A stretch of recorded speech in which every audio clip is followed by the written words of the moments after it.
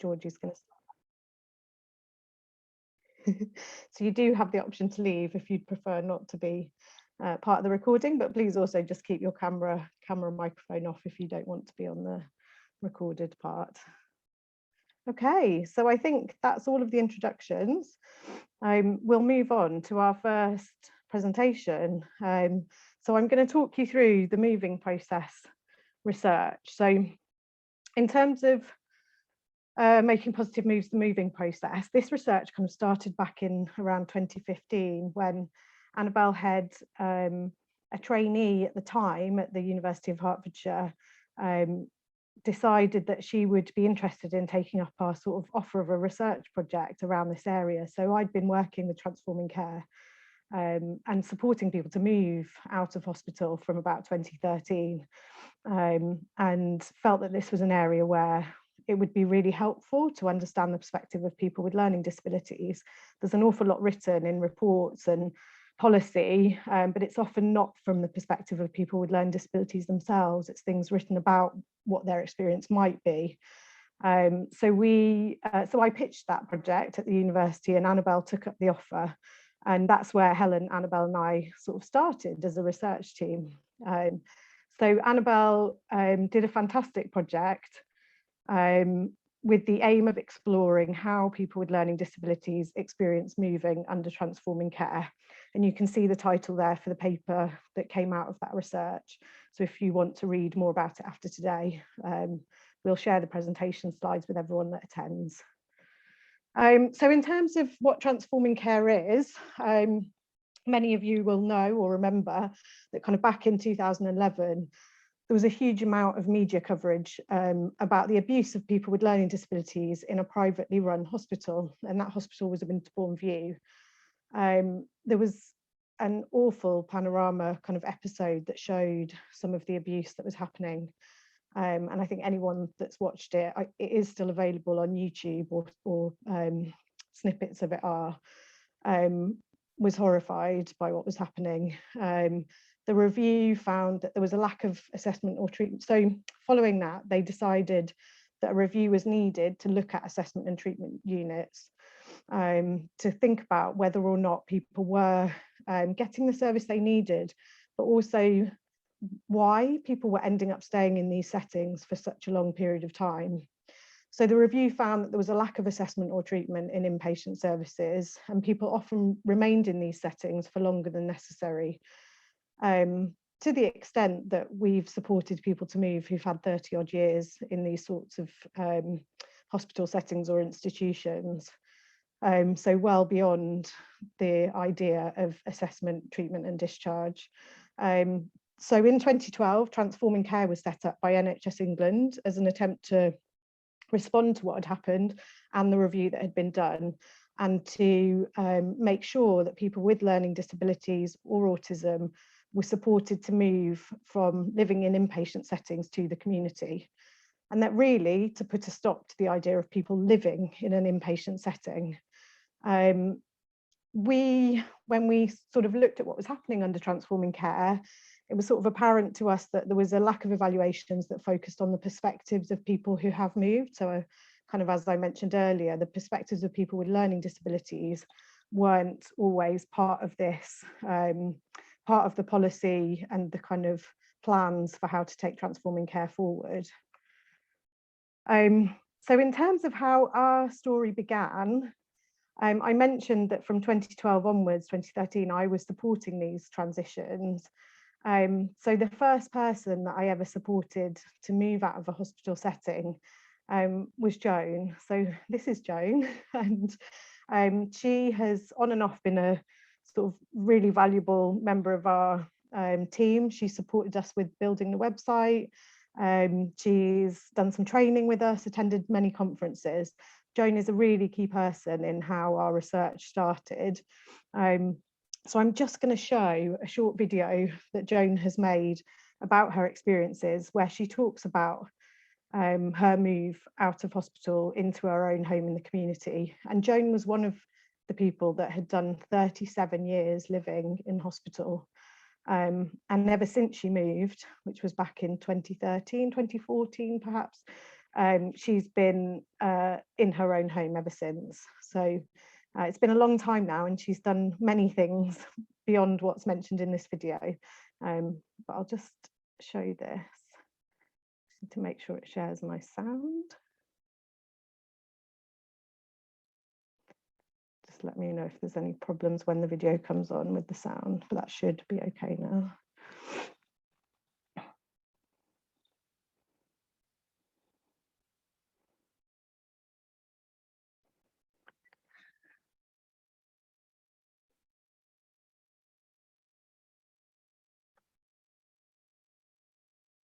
Can people see the video? I'm here to tell you about Joan. She's one of our most successful transition clients, and she was part of the Winterbourne project.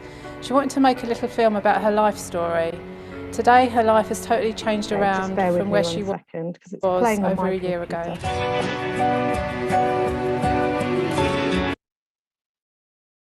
Okay, let me just change the screen that I'm sharing. No, not that one.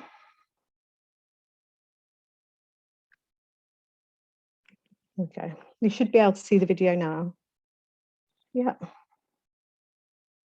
Okay, let's just go back to the beginning.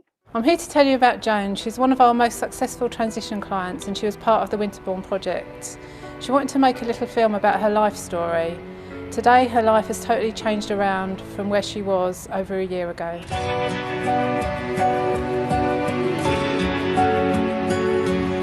My name is Joan. I've been in hospital 37 years, all my life. It wasn't very nice, staff wasn't nice. I couldn't go out when I wanted to. I just didn't like it because I was in the ward. I was angry and upset. I wanted to go home to my mum and dad. I wasn't allowed to. We had to be washed at 4:30. Let's have a wash and get ready for bed.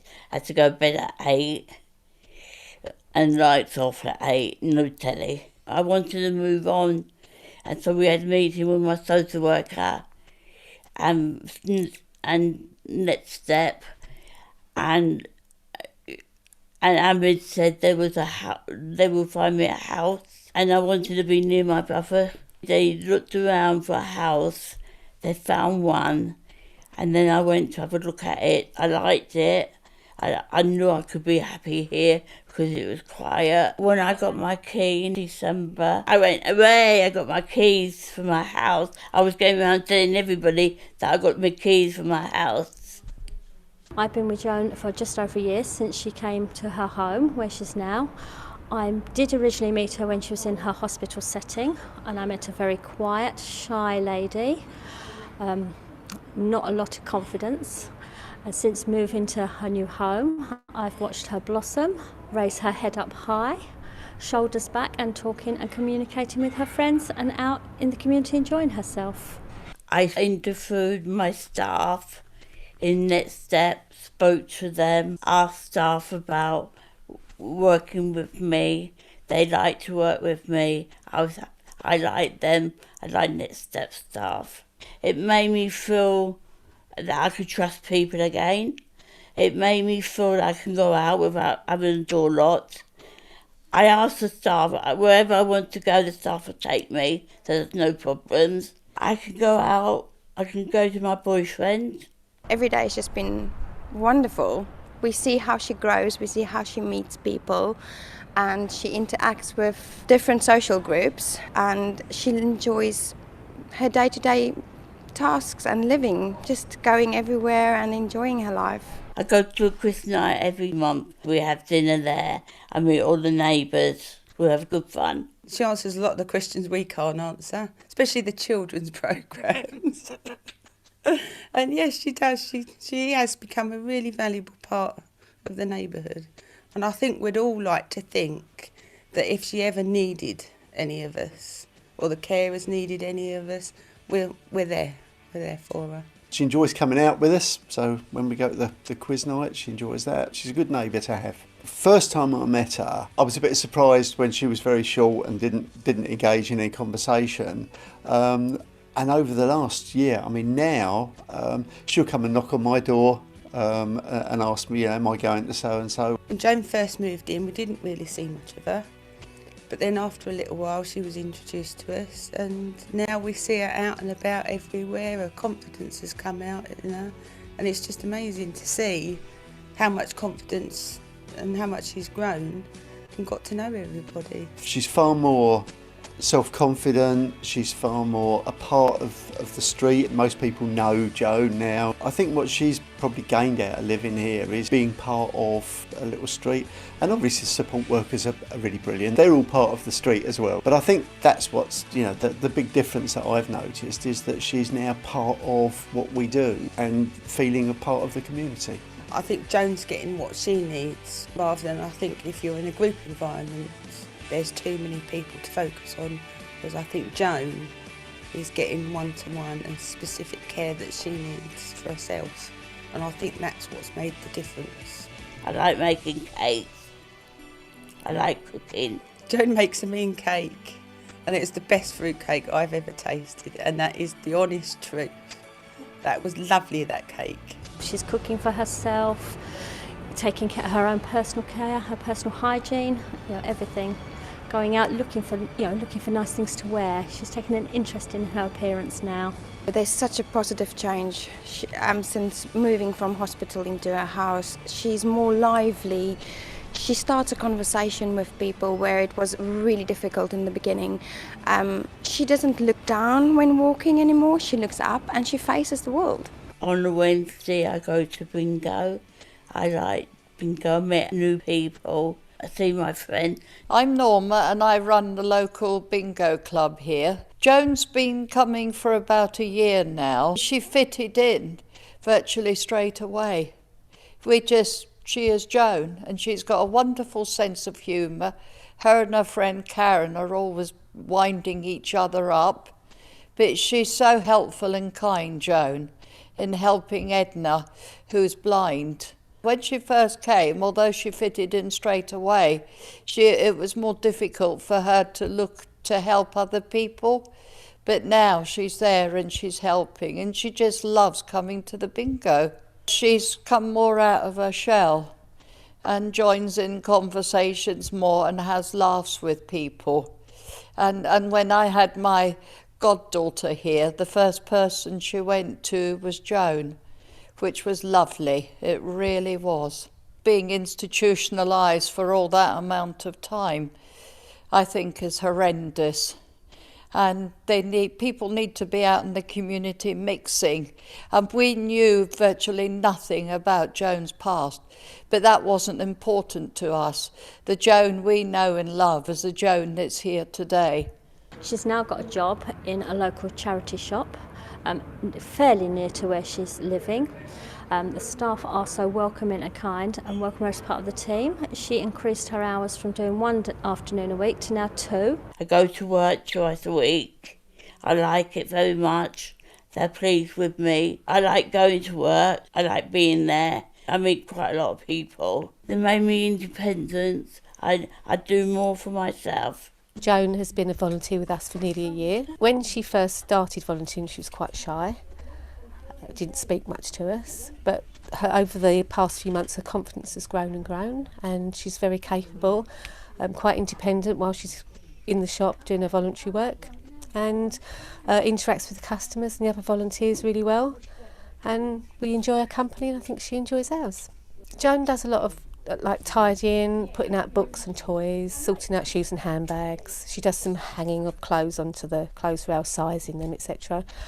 Helps customers, like find things, chats to people. When Joan first started, she only had a little bit of confidence, but when she got used to us all, because we're quite a friendly bunch and we muck about and make volunteering fun, hopefully, I think her confidence grew week by week, and to the point now where Joan tells me the sort of things that need doing out on the shop floor, so I don't always have to say, Joan, can you do this, can you do that, because Joan will use her own initiative and do her own stuff out in the shop, which is brilliant. I think the job has given her a lot of self-esteem because she's been brought out into the main body of the shop where she's talking to the customers and the other staff and feeling part of it and part of the community. My support workers are nice to be with them. I look forward to seeing them. I miss them when they're not around. Joan often talks about the next step support workers. She says how friendly and how lovely they are towards her, and how they all take her out, take her shopping and help her to do things for herself. And I think that's what's given her a lot of confidence too. She is just a lovely person to work with.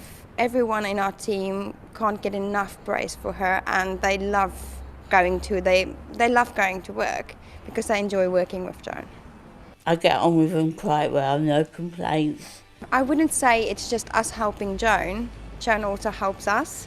They're not like staff, they're like a family. They're like a family to me. Independent living, I think, has given Joan a new lease of life. It's brought her life back. My social worker comes to see me, they check on me to see if I'm happy. They work with Next Step quite a lot. They make sure that the staff are doing things with me and to help me to do things. She's happy. Joan is really happy at the moment, and she's loving life. She's making life work. She's making work very nice for all of us. Her team really enjoys working with her. I'm in a good place now. Next Steps have been really good to me. Thumbs up. I like to thank everybody for joining in my video. I hope you all like my life story.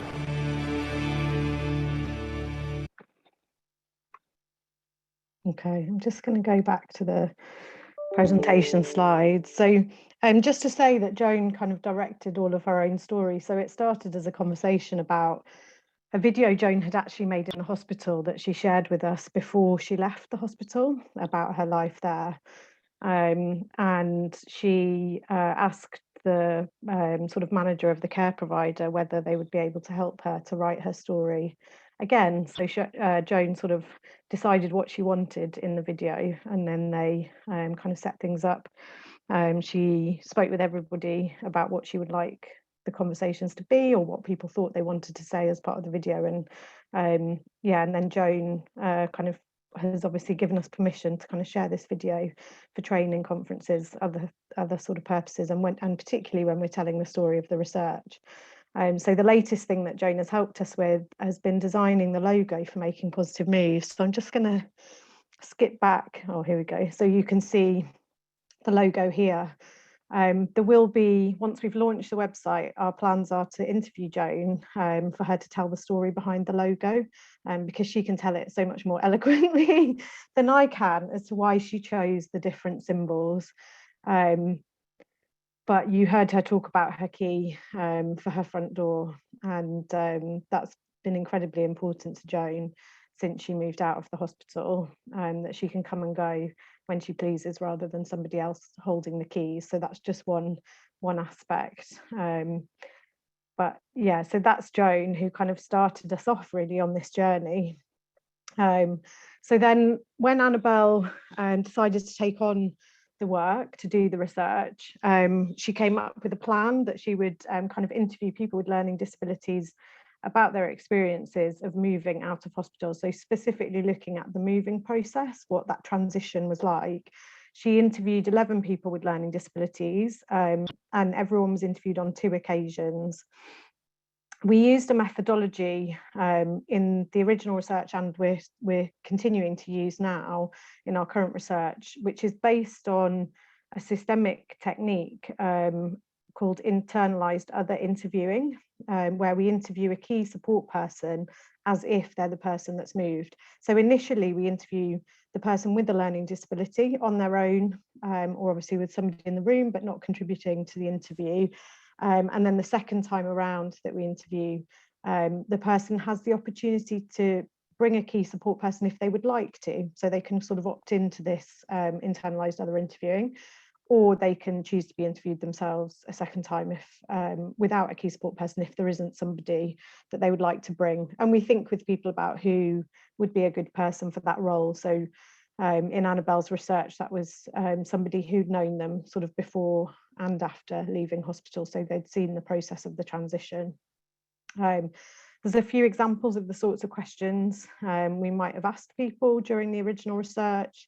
So thinking a bit about their involvement in the plans for the move, the information they were given, what their life was like in the hospital. So we'd ask people about some key areas, relationships, food, activities, a number of things. And then we'd ask similar questions about what a typical day is like once they're out of the hospital, so kind of living in their own homes in the community. We used a methodology called grounded theory. So the aim was to generate a theory from the data, and Annabelle throughout the project was doing simultaneous data collection and analysis so that her questions could be shaped for the sort of later interviews based on what had emerged out of the original, to give a sort of richness or a depth. And then we were also always thinking about who our participant group were to make sure that was kind of diverse representation of the people who might be in hospital. So in terms of the model that Annabelle developed, this is the model that kind of emerged out of her original research. So the red section on the left-hand side is the bit that sort of captured people's experience of being in hospital. So the sense from the research data was of a restricted story. So you can see in the boxes there the idea of feeling unsafe and controlled by others, and then internalizing a very restricted identity. And I'll talk through each section of the model in a moment with some quotes just to help in making sense of what that might look like. But then at the top of that red section, there's this idea of hearing exceptions, which is people starting to talk with the person about the fact that they may be ready for discharge from hospital. So beginning to hear the idea that there's the possibility of moving on, this idea of moving into the orange, being given a chance. And then after that's happened, kind of going through the process of transition. So the stage when a lot of the practical things are being worked out, but also that for the person, a lot of emotional things are happening because they're starting to get used to the idea that hospital might not be the place they're going to continue to live. And obviously for somebody like Joan and a number of the others that we interviewed who'd been in hospital for plus side of 30 years, this was an enormous process to transition.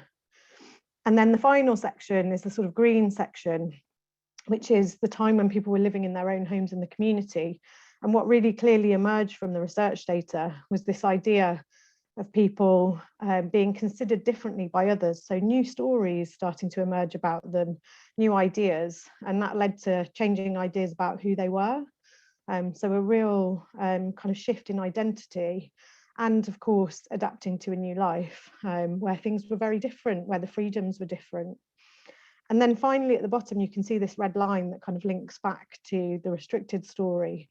For a number of the participants, there was a really clear sense from their interview data that they were living with a sense of threat.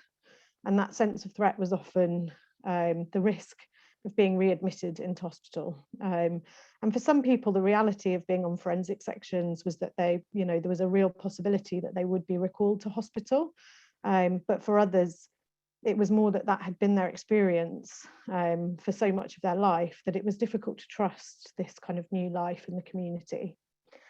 So just to say a little bit more about each of those sections, the restricted story, the types of quotes that emerged that sort of fitted with this section of the model. We've got there, if you do anything wrong, like try and get out, they used to press the alarm, and then you'd get the staff from all over the ward coming in, and then they used to pin you down, and then they used to give an injection to keep you quiet. So that idea of feeling unsafe and controlled by others is really highlighted there. The next one, interviewer, what sort of person were you when you lived in the unit? Larry, so everyone in the research had a pseudonym. So Larry would say terrible. Interviewer, why was that? Larry, naughty man. Larry spoke repeatedly about the idea of him being a naughty man. And many of the other participants used the language of, I was a bad person. So there was often that internalized idea of something being wrong or bad within themselves, and that being the reason why they were in the hospital.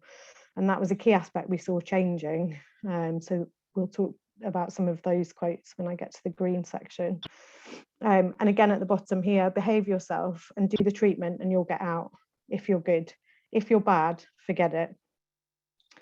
There's one final quote there. And how did the new staff get to know you? Did they ask you questions about you and your life? Did they hang out with you?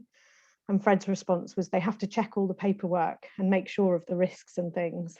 So this linked in to the final part, which was that idea of living with a sense of threat, that for Fred, even this idea of transitioning was kind of clouded in his new setting by risk conversations and sort of worrying about what might happen. So in terms of going through the transition, the quotes that link to that that we've chosen to share, I've been given a chance to prove myself and I've proved it. So that means I stay here and get on with my life. So somebody talking after moving, obviously, about the idea that this was an opportunity and they've managed to prove themselves that they can manage to live in the community, and so they get to stay. It's hard, but it's very hard, but you've just got to do it. Coming out of hospital into a flat is a very big, scary thing. So I mentioned earlier the kind of emotional side of moving, and that was a huge component. The fear of what it would be like to live in your own flat, to have responsibility for more things, and to meet a whole set of new people to care for and support. It was an enormous move for people, and particularly when they would, for people who are heavily dependent on other people to provide care and support. So the success of that move feels reliant on things being right around them. So it felt like a very big, scary thing. And then finally, I get very irritable because I know that I shouldn't be in hospital. I'm not unwell, you know. I know when I'm unwell, but I told the doctor that I'm not unwell, I'm fine. So this is people's kind of experience of wanting to be out of the hospital, and the frustration that can come with being, and I think Joan spoke about that in her video, that sometimes that would lead her to get very upset and might in itself be the reason that's used to justify why she's there, when actually it's the frustration of being there in itself that's difficult. So there's just a couple more quotes linked to this section of the model. So going through uncertainty. Oh, it's so frustrating. She's just not telling me anything and it's just frustrating. And it's frustrating and upsetting because I want to move. I'm ready to be discharged, but 6 places have turned me down. She keeps saying, someone's coming, but they haven't been yet. But I don't hold too much hope. So obviously giving a sense that for some people that process could go on for a very long time. And, you know, even with Joan's transition, she's talked about it in other videos that she's made, that it took such a long time to find the right place, that that in itself was very stressful, just waiting and hoping that the right place was going to be found. And then managing loss. So the reality of moving out of hospital is it isn't always easy, and that those relationships, you can kind of read that quote, that actually, you know, it's people that like this, the person talks about Jerry, who lives in Ireland, haven't heard from them since they left hospital, and you know, the chance of re-establishing that relationship once they've moved. So that kind of linked into the importance of those connections for people when they do move, and that it's not always an easy thing to leave people behind. And then finally, the quotes linked to a widening story. So we have Pamela there at the bottom. We were treated like patients. Interviewer, what does that mean to you to be a patient? Pamela says, horrible. It made me feel that I couldn't do anything for myself. Interviewer, what do you feel like now? Pamela, really good. I can do things for myself now. They don't treat me like a little kid. So the change from being out of hospital and what that felt like. And then we've got in the bottom left-hand corner, every time we were in a meeting, Mum says, oh, I'm so proud of you, TJ. It was really nice to hear and made me want to carry on doing what I'm doing. So really, you know, really commit to it. And then we've got interviewer, and what sort of person are you now? Larry. So this is Larry, who talked about being a naughty man. A normal man. Interviewer, what does that mean? Larry, I'm a good man. So a real shift in identity. And then finally, at the top there, oh, sorry, skipped on. I can't see the first line either. But they're talking about what it's like with their staff. And they know how to treat me well when I'm having a bad day. I find it much easier to come out of that bad place than if I'm just ignored or shut in a room, or there's nobody there to guide me or talk to me. So again, kind of highlighting that a different approach kind of makes it an easier day. It makes it more possible for things to go well on a bad day, as opposed to feeling very isolated. And so there was a sense of feeling safe in the new relationships. They came down and took me out. They got to know me. With one staff came from here, but one staff came with me for the time being, to get used to them first. So that sense of a handover between hospital staff and the new staff, and creating that sense of safety for people. And finally, people seeing different sides to me. We were treated like patients. It made me feel that I couldn't do anything for myself. I can do things for myself now. They don't treat me like a little kid. And Pamela really highlights this by saying, I used to have a bow in my hair when I first came here. Interviewer, and why don't you wear it anymore? Pamela, because I don't want to. I'm not a girl. I'm not a child. Pamela kind of seeing in herself the transition of being supported in a way that she sees as being more like an adult. So just to give you, on this slide, there's the 2 references. So anyone who wants to know more, there's a lot more quotes that are kind of in the papers. The first article I spoke about earlier, that's the article that summarises the research. And then the second article you can see there is the full thesis, which is accessible through the University of Hertfordshire. And then we have also written a paper about the methodology for the study. So I can send that out when I send out the slides for people to have a look if they want to know more. So just to summarise, obviously what we saw from our original research, that moving out was a really complex process, and that if given the opportunity and the right package of support, people could really thrive in community settings. But obviously that wasn't the case for everybody that we interviewed. And just sort of the research effectively led us to think that there's a lot more that we need to know about people's lives, both for those who managed to stay in the community once they've moved, but also for those people who may end up readmitted into hospital. So that's the end of the first presentation.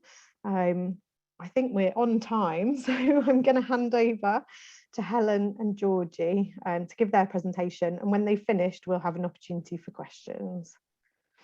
Thank you so much, Louisa. Just stop my screen share. Thank you. Now, just share mine.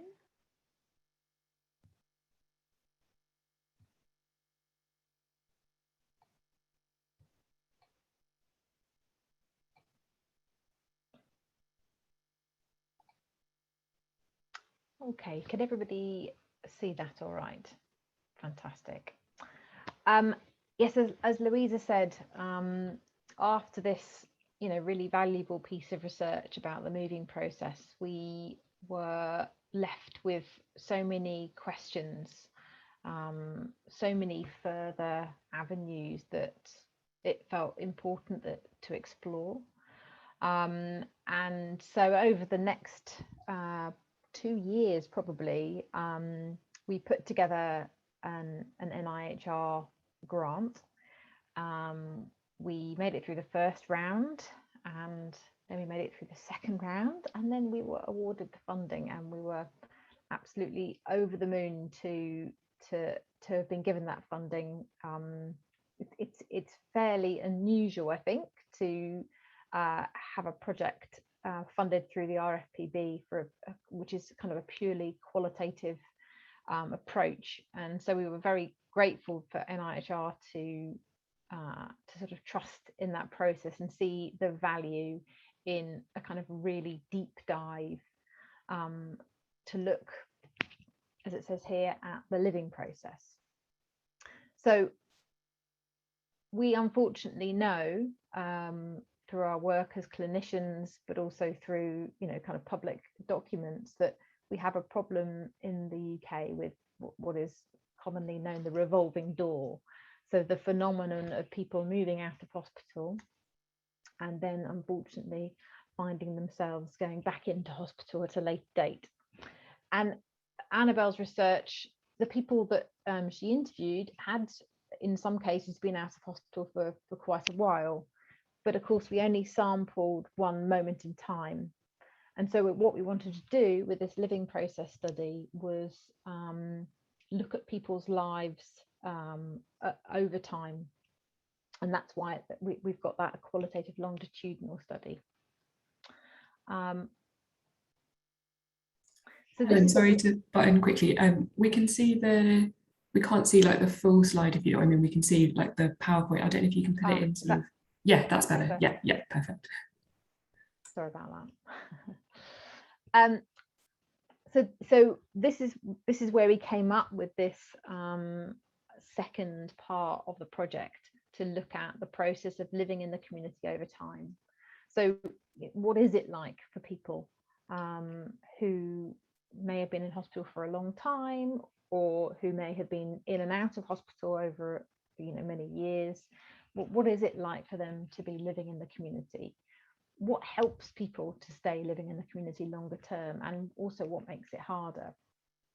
And I think what was kind of unique, I suppose, in our research was the fact that we wanted to understand that process, not from a commissioner's point of view, not from a service point of view, not from a professional's point of view. We wanted to find out what it was like for the person with a learning disability who had gone through the move themselves. And they often say that the best ideas are the simplest ones, and it seems really surprising, kind of looking back, that wasn't already known, that those people's voices were not already kind of heard and understood. But that certainly, there is small amounts of research in this area, but not very much at all. And so that was the kind of the real kind of unique thing that we brought to our bid, I think.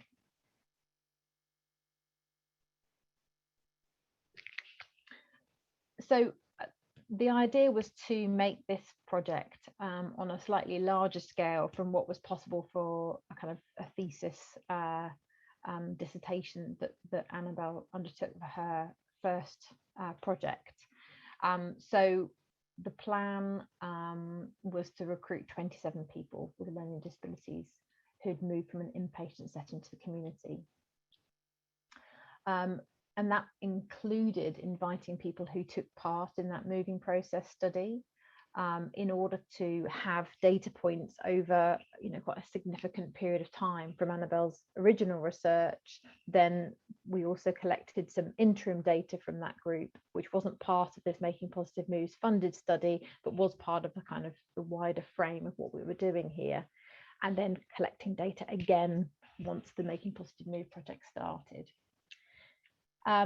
In terms of this idea of kind of creating something larger this time around, Annabelle's original project recruited through one NHS trust, which was HPFT, and Hertfordshire County Council. The idea of this project was to expand the areas in which we recruited from. So you can see we have SLAM included there, Coventry and Warwick. And in the autumn of 2021, so very shortly, KMPT will be coming on board as well. And I think what's quite nice about the inclusion of those different sites is that we have a mix there of sites that were given additional funding, and were kind of some of the fast track sites that were given that funding to get Transforming Care going, and sites that weren't in that kind of first tranche of trusts. And it'd be interesting to see, are there differences in the experience of moving and living in the community for trusts who were given that funding versus those that weren't.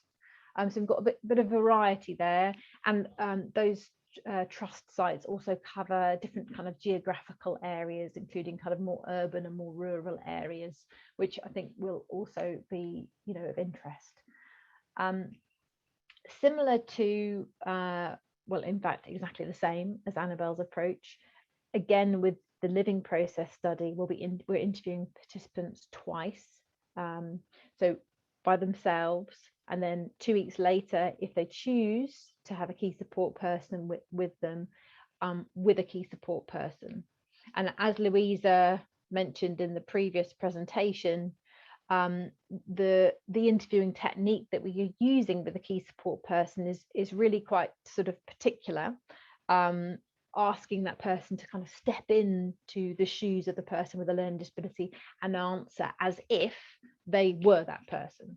So the question is asked of the key support person as it, and they're encouraged to answer in the as if they were that person.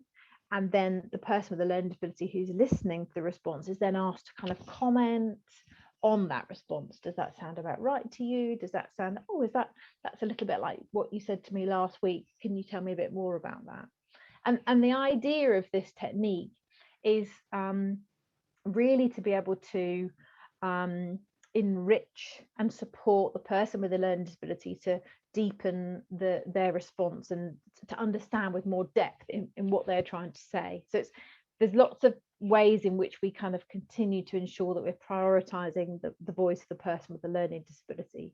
And, you know, as Louisa referred to, we've just fairly recently published a paper on the methodology and kind of outlined that in quite a lot of detail. So we have these two interviews at kind of time point A, and then we will return and interview the participants again, again using the kind of two interview technique in a year's time. And that the idea of that is to see what changes come about over the course of that year. And that it's possible for us to interview a person in the community on time point A, and then in a hospital setting in time point B, if that's been what's happened for them. It's also possible for us to recruit people who have been living in the community, having been moved out of hospital through transforming care, who at time point A are back in a hospital setting. We're interested in getting a wide variety of participants in different situations. Just the same as Annabelle's original project, we'll be analysing the data using grounded theory. We're using Sharmaz's constructivist approach, and the reason that we're using that is because as researchers, we are not seeing ourselves as completely apart from the research, as completely separate from it. We're acknowledging the kind of the role that we play in understanding participants' accounts, the opinions and perspectives that we bring to the data, and how that then impacts upon, you know, the way in which we ask questions, what we follow up, how we analyze the data. And, you know, in our kind of little research team, a lot of the work that we're doing together is kind of reflecting and being reflexive about what we're bringing, and ensuring that we're, again, kind of holding those things, but prioritizing the participants' points of view, the participants' voice in our research as much as we can.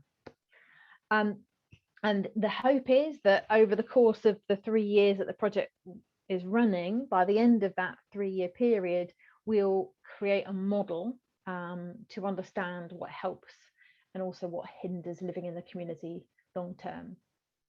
And you know, you saw Annabelle's model there. That's, you know, one of the things that I love about grounded theory is that it does get you to a kind of a very real and tangible idea of the process.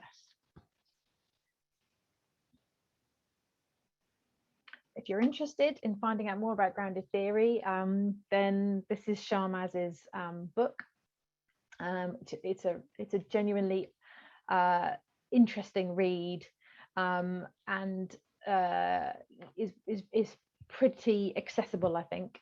And I suppose, just to go into a little bit more detail here, the key thing about grounded theory, which fits so well for both of the projects we've carried out, is that it's all about prioritizing the participants' perspectives rather than testing a hypothesis from the literature kind of thing. So you very much start from the kind of ground up.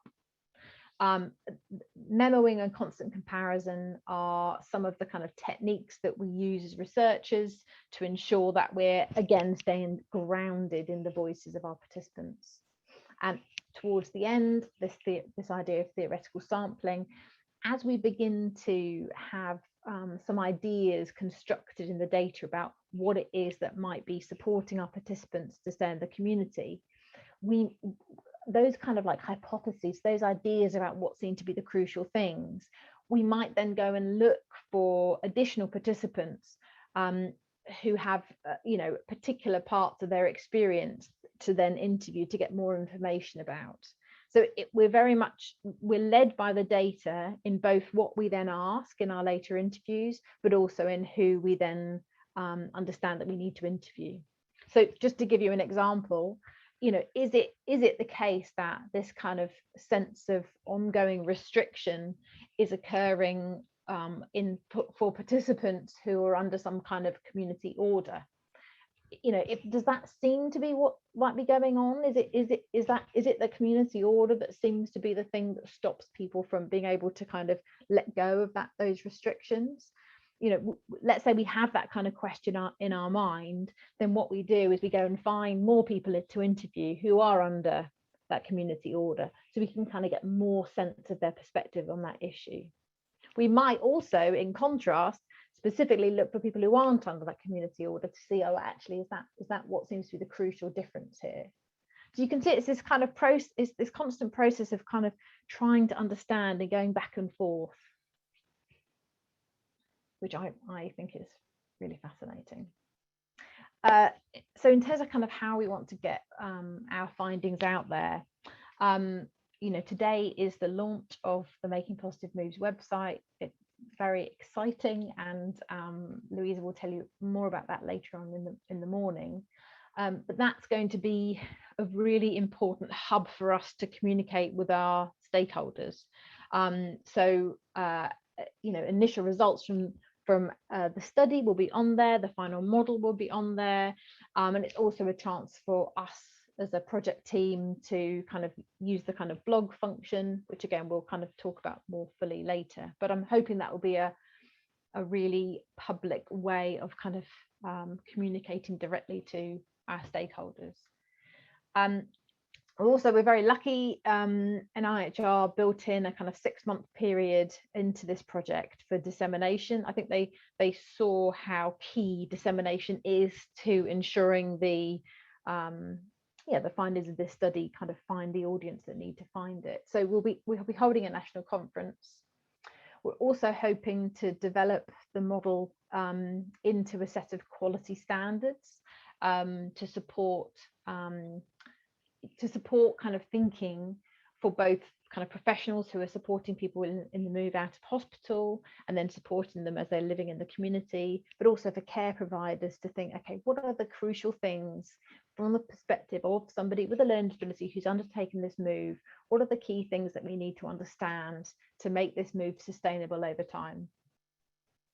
The website is and you'll see later, it's been developed in a way that really prioritize accessibility, and accessible reports will be added to the website, but also elsewhere. We'll also be writing articles, both kind of peer-reviewed academic articles, but also trying to get our findings out in the kind of national media. And also as a kind of a next step is kind of developing training, possibly alongside some of our participants and stakeholders, to support the implementation of some of the findings. Okay, doing for time. And ultimately, what we hope this research will do is, by truly understanding and truly asking the people who have been through this process what it is that is supporting them to live in the community, and also what it might have been that meant that was not possible in the longer term, we hope to reduce admissions and readmissions to hospital. And we see in the video of Joan the incredible change in her identity and change in the quality of life that she has available to her. And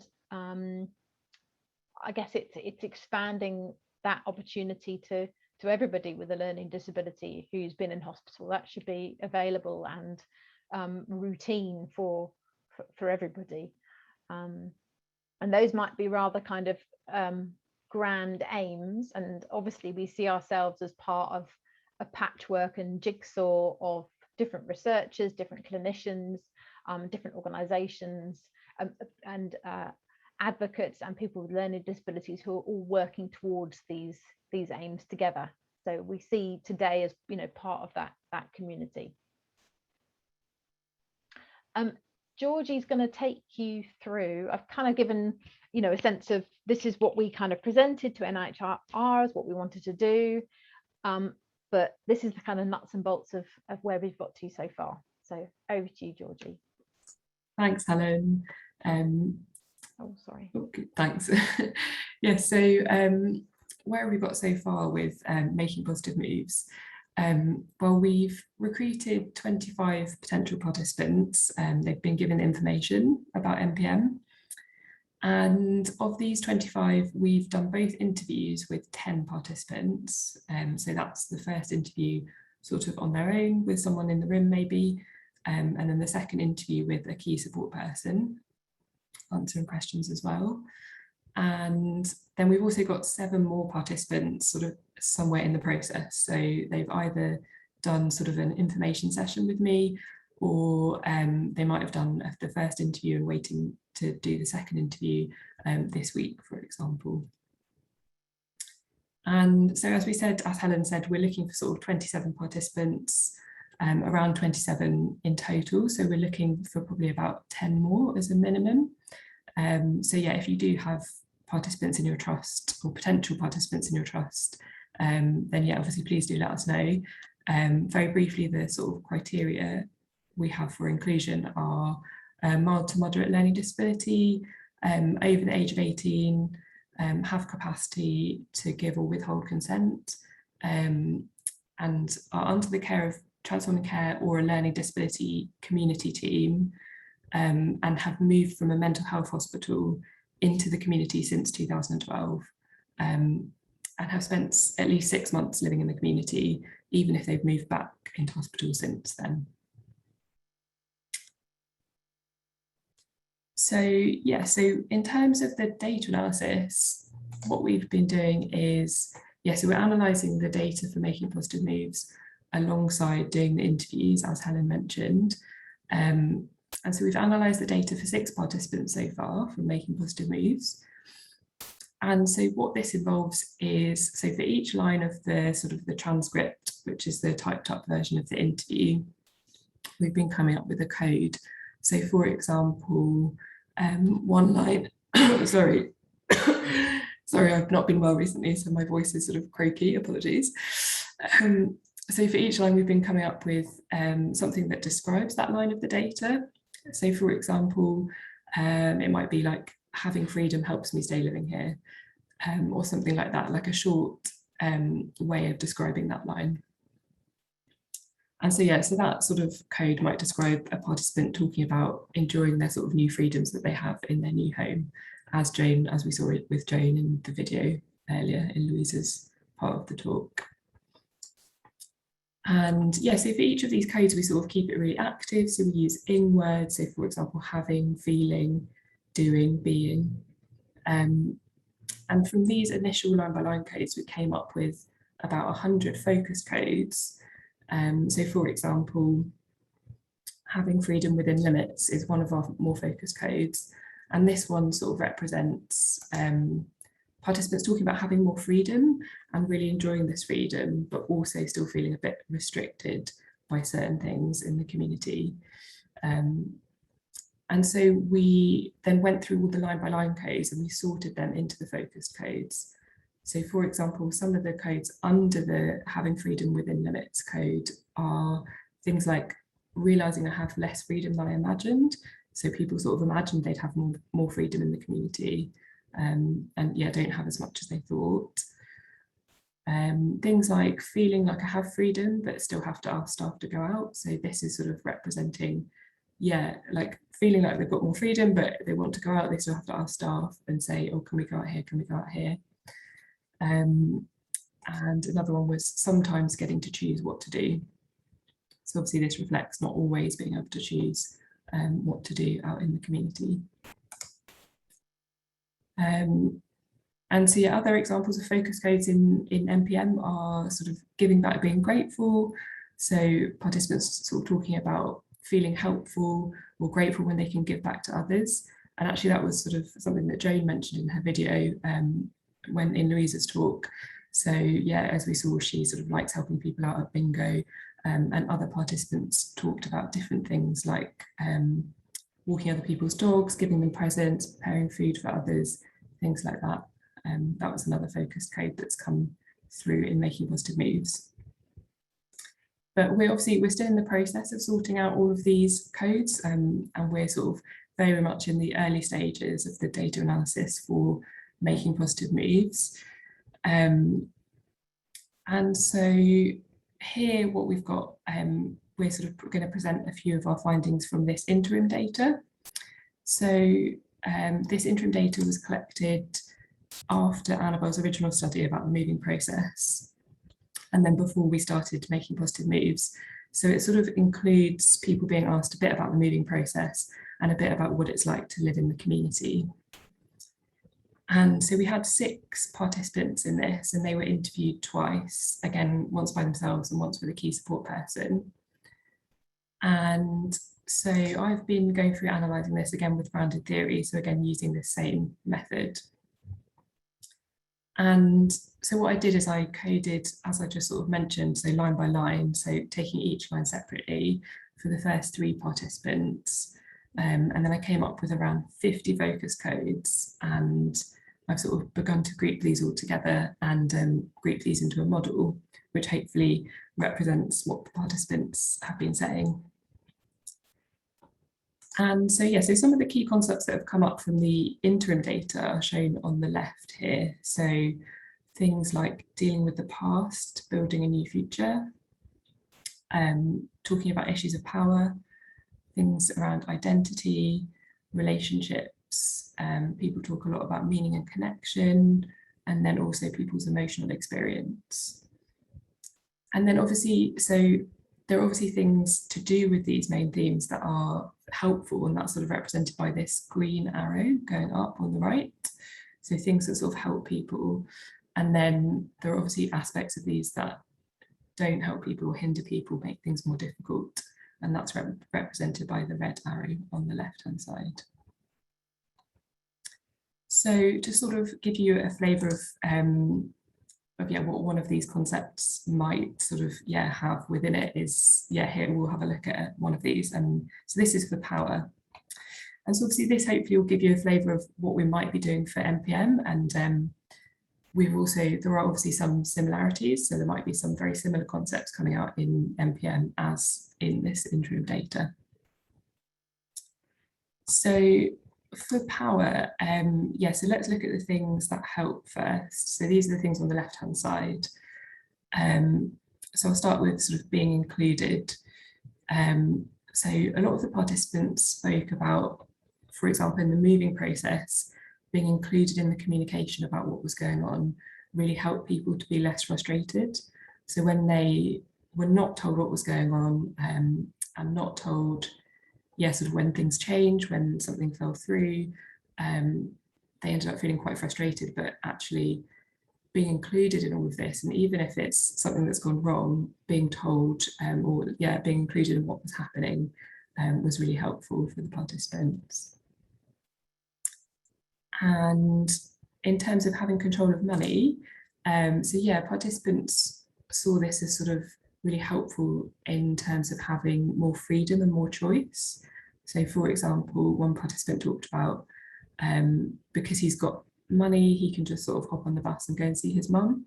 And that's obviously really important to him, and it really helps him to stay living where he is. And in terms of having choices, this was again something that seemed important to people. So for example, in terms of the moving process, so having choice about where to move to, having choice about the house, so like how it's decorated, choosing the staff team. And so for example, one participant talked about choosing what they have in their house and choosing how to decorate it was really important and helped them feel really happy where they live now. But also having choice over what to do day to day. So for example, choosing what to eat, choosing what to drink, and also choosing when they do that was really helpful and helped participants to feel happy where they were living.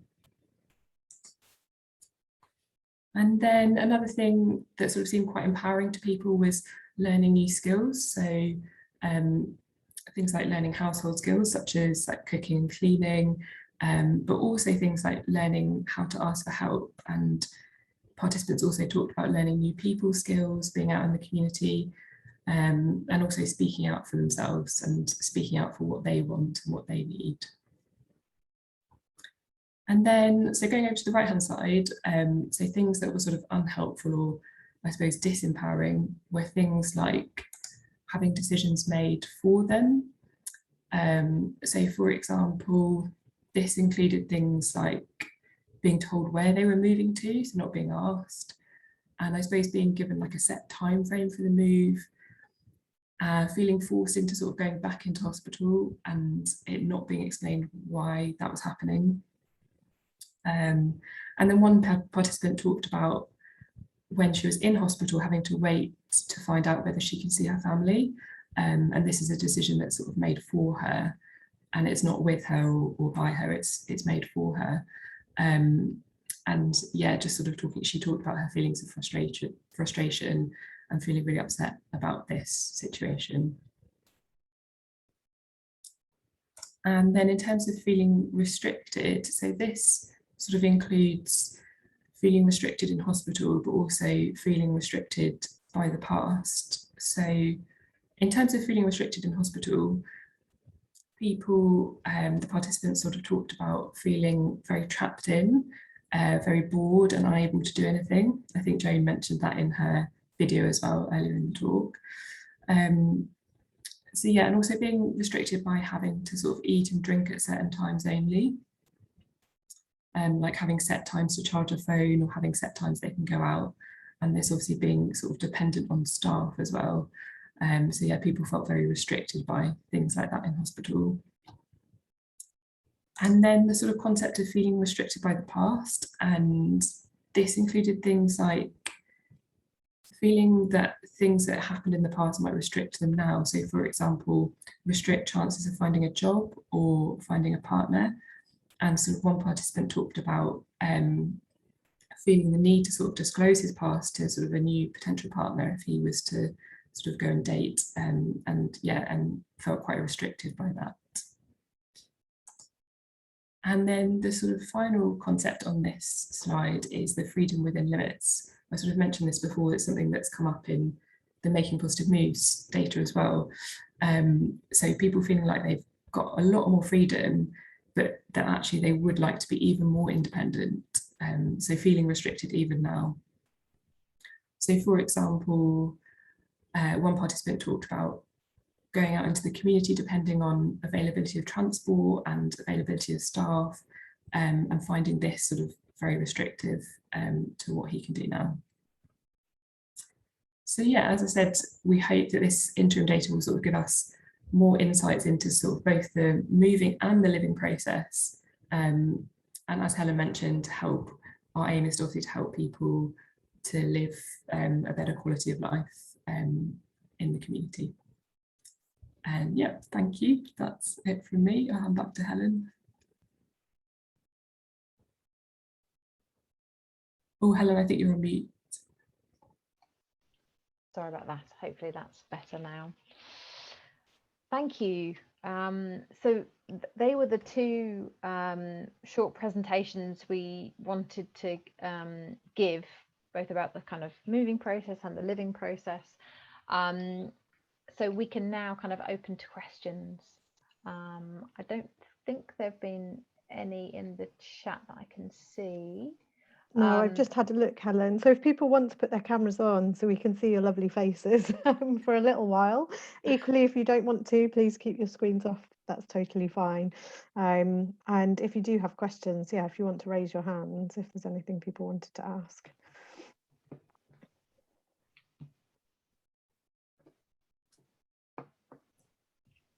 So Laurie, I can see you've got your hand up. Hi, oh, thanks for the presentation. It's really, really interesting. My questions were just about the settings that your participants had come from, like the type of hospital settings. I wondered whether that was a range or whether I think you mentioned a bit about some of the funding for transforming care and whether that might have had an impact on their experience, but whether the type of hospital they'd been in might have as well. Just thinking about, yeah, just curious about that, really.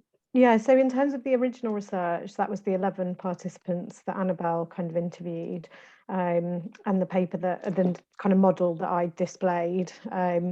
Those participants were all participants that we recruited through Hertfordshire, but that doesn't mean that they'd been in Hertfordshire when they were in inpatient settings. So as we know, people go all over county. It was a real mix of different settings. So kind of some people had come from sort of more secure forensic settings. Others had come from sort of assessment and treatment units. We had no participants in the original research that were shorter stay admissions, whereas that's what we've opened up to more in our kind of later research. And with the current research, we're recruiting at the moment across South London and Maudsley, Hertfordshire, Buckinghamshire, Essex, Coventry and Warwickshire, and we're just expanding recruitment, hopefully in the next couple of weeks, with an amendment pending to recruit from Kent, and then also potentially Hereford and Worcestershire. So we're trying to kind of broaden out the scope of areas that we recruit from, but even within each area we get a real range, and we are now seeing people coming through the research who've had a much shorter stay in hospital or a number of repeated admissions. So we're including that in our sampling. We are kind of making sure we're looking for the range, and a number of the people who originally took part, we will be following them up again this time round. So we've already interviewed some of them. So for some people, we'll have had sort of 6 or 7 years post discharge that we've been talking to them for as well. So it really gives a long period for that longitudinal aspect to the research. Oh, that's really, really interesting. Thank you. Sorry, there's just one more. I don't want to take up all the time. There's just one more thing I was wondering about. I was wondering whether you are asking people or whether you're, I don't know, representing kind of the reason why someone went into hospital. So I was just thinking about things like if someone had a particular mental health difficulty, or if you are interviewing people in secure settings, like the reason why they might have gone to a secure setting. So for example, fire setting or something like that, that might then implicate the kind of transition out of hospital, like might take longer to find somewhere depending on someone's background. I was just, and I guess I'm just curious because my project is on people in secure settings, people with autism, and that's not something that I'm kind of going to be asking people about just because it feels a bit intrusive, but it does feel like it potentially could impact on that transition. And I just wondered whether that's something that you'd come up against or thought about, or it's a really interesting question. I think we do get a sense of where people have been. So in our interviews, there is a bit of gathering information. So Georgie can tell you a little bit more about what's in our pro forma that we go through. So we do kind of get some of that history about sort of how many admissions, places where people have been, etc. But we don't necessarily talk about that in the interviews. Is that how you would put it, Georgie? Yeah, I was going to say, yeah. So yeah, in the pro forma, as Louise was saying, we sort of find out where they've been in hospital, how long they've been for. But yeah, we wouldn't sort of find out what you were saying in terms of the background of that. But then often that comes out in the interview. So for example, someone might talk about, you know, lighting fires as their history. And then also, yeah, it's interesting you mentioned that sort of affecting the move, because yeah, I remember one participant talking about having sort of 11 flats falling through, and because of, I mean, various reasons, but I think one of the reasons maybe was his background, and he was saying, oh, you know, they didn't want a person like me in, and that was potentially the reason why the flats were falling through, unfortunately, obviously. So yeah, so it sort of does come out a bit, but we don't sort of ask them necessarily. Yeah, that's really. Does that help answer your question? Yeah, really. Yeah, great. Thank you. Thanks, Georgie. Pam, I think you've got your hand up. Do you want to go next? Yeah, hi, morning everyone. My name is actually Manjit Johal. Unfortunately, I've had to sign in on my personal computer, so it's just adopted my wife's name, so apologies for that. Morning. Morning. So my project's actually on accommodation specifically. So my question was really, obviously, has there been some sort of trend that's come through regarding the questions that have been asked around suitable accommodation, and has there been like a challenge which has potentially been identified as a majority so far of what obviously the people may have difficulty with when selecting an accommodation, or where they found any difficulties in moving into a certain environment? Georgie, do you want to kind of speak to that first from the sort of current research data, and then I could say a little bit about the previous research? Yeah, sure. Yeah, so I guess, yeah, people have found it, as I was saying, sometimes difficult to find flats because of various things. And I think other factors that have been involved have been sort of like waiting for the money to come through from either the hospital or from wherever the money comes from for the rent for the flat, and that doesn't come through in time, and then people often end up losing out on the flat. So that's been something that has been an issue in terms of getting the accommodation. And then I guess, yeah, people have had different experiences. So some people seem to have like a lot of structure in the moving process. So they really ask what they want, and they come up with a plan, and they sort of interview their new staff. So they get to choose their new staff. And so it seems like they get a lot of choice in that, and they have, a lot of planning involved. And that seems to be really well managed. And then I think there's other people that you speak to who it sort of just happens very quickly, and are perhaps not as prepared for the move. I don't know if that answers your question. Yes, it does. Thank you very much. Yeah, so just to kind of add to that from the previous research, I think there was a lot of difference between people's interviews about how much they were involved in that process. And I think there's a sense that for some people, finding a home can take an incredibly long time. And again, as Georgie was saying, the sort of the challenges kind of linked to that cause a lot of frustration, and whether or not people are involved in the conversation about that. So whether or not they understand what's causing the delay. And I think, Joan herself has spoken a lot about her own transition, and that even for her, things have worked out beautifully, but it was a long process, and it was, it was tough, kind of the waiting. And when things fell